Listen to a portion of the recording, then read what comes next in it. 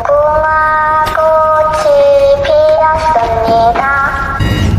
Everyone, तो आज हम बात करने वाले हैं कि वीर शिरोमणि महाराणा प्रताप जी और छत्रपति शिवाजी महाराज जैसे वीर महान भारतीय योद्धाओं को हिस्ट्री की किताबों में से किस प्रकार थोड़ा थोड़ा कर गायब किया गया, और जानने का प्रयास करेंगे कि महाराणा प्रताप जी को जो इंसान कभी पकड़ ही नहीं पाया, आखिर वह इंसान एनसीईआरटी की किताबों में महान कैसे बना और फॉर सम रीजंस उसे महान बनाया गया।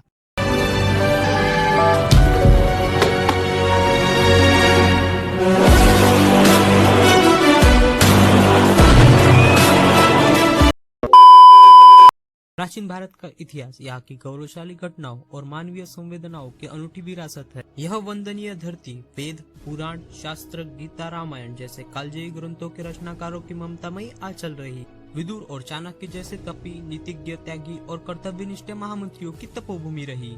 सम्राट चंद्रगुप्त मौर्य और सम्राट विक्रमादित्य जैसे प्रतापी और न्यायप्रिय राजा हुए, जिन्होंने उच्च आदर्शों के साथ जनता के सामने अपनी तस्वीरें प्रस्तुत की।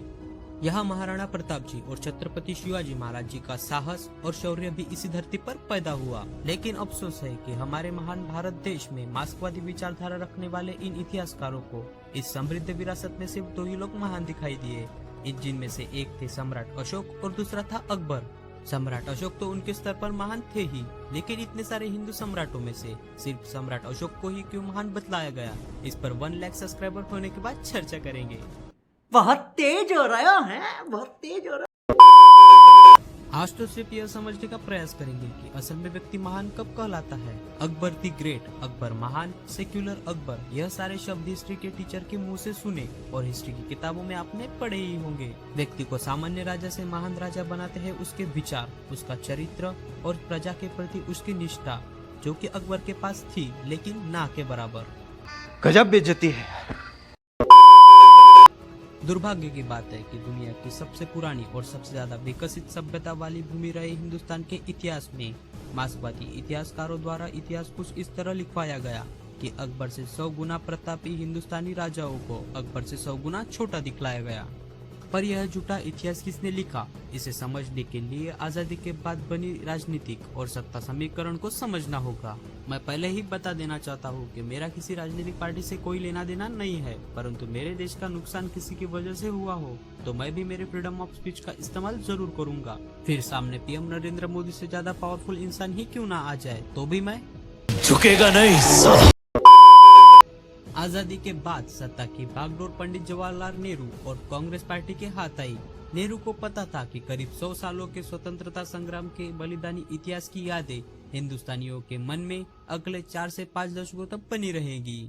नेहरू जानते थे कि लोग इतिहास पढ़ेंगे और उनका मन अमर बलिदानियों के प्रति श्रद्धा से भर जाएगा। दूरदर्शी नेहरू ने आजादी के बाद ही यह जान लिया था कि देश पर लंबे समय तक शासन करना है तो यहाँ के इतिहास लेखन को अपने कब्जे में रखना होगा, और यही काम उन्होंने किया भी। नेहरू ने इतिहास लेखन का काम स्वतंत्रता संग्राम में शामिल हुए इतिहासकारों को न देते हुए ताराचंद जैसे वामपंथियों को सौंप। देश का इतिहास लिखने का सम्मान और बेशुमार पैसा मिलते ही ताराचंद ने पहले तो देशभक्त क्रांतिकारियों के बलिदान को छिपाने का और सिर्फ कांग्रेसी नेताओं का गुणगान लिखा।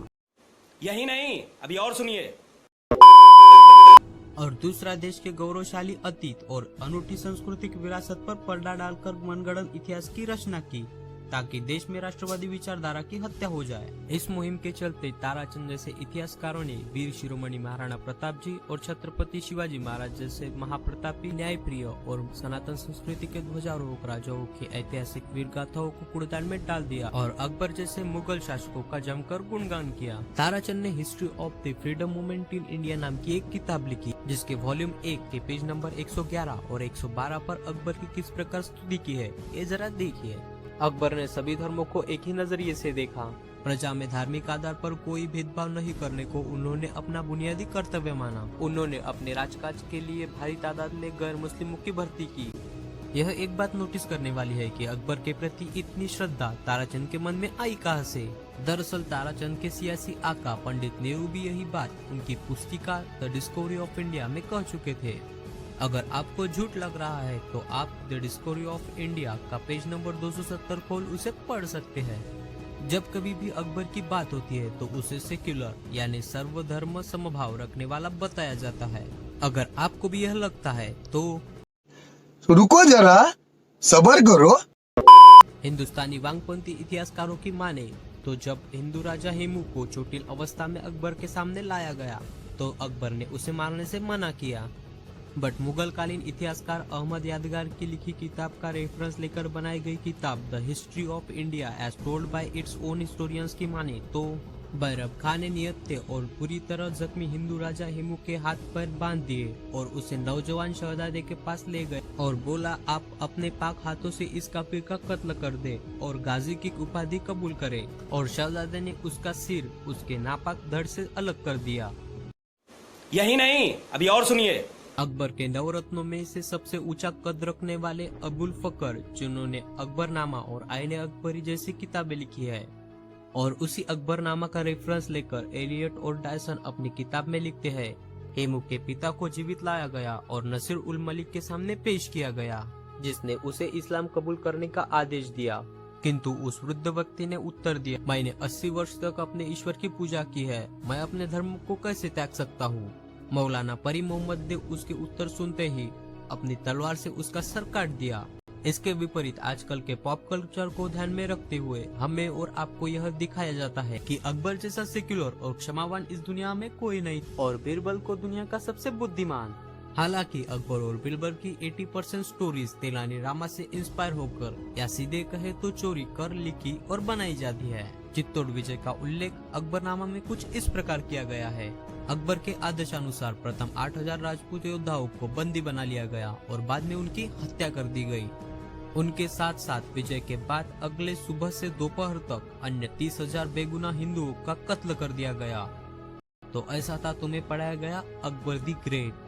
मेरी आप सबसे एक रिक्वेस्ट है, आप सभी इतिहास पढ़िए उन अनसंग वॉरियर्स का जिन्होंने अपनी पूरी जिंदगी अपने देश, धर्म और प्रजा के प्रति समर्पित कर दी। उन शूरवीर महिला वॉरियर्स का इतिहास पढ़िए जिन्होंने अपने बच्चों को खुद की पीठ पर बांधकर लड़ाइयाँ लड़ी और जीती भी। उन धर्मवीर का इतिहास पढ़िए जिन्होंने 210 युद्ध लड़े और एक युद्ध में भी उनकी पराजय नहीं हुई। उन पेशवा बाजीराव बल्लाळ भट्ट का इतिहास पढ़िए जिन्होंने छत्रपति शिवाजी महाराज का हिंदवी स्वराज्य का सपना साकार किया। उन महाराणा का इतिहास पढ़िए जिनका नाम सुनते ही अकबर द ग्रेट की भी पैंट गीली हो जाती थी। हे यूथ, अगर आपको भी अपने हिंदुस्तानी वॉरियर्स पर गर्व है तो कमेंट बॉक्स में जय शिवा सरदार की, जय राणा प्रताप की जरूर लिखे और इस वीडियो को अपने दोस्तों के साथ शेयर जरूर करें। जय मां भवानी।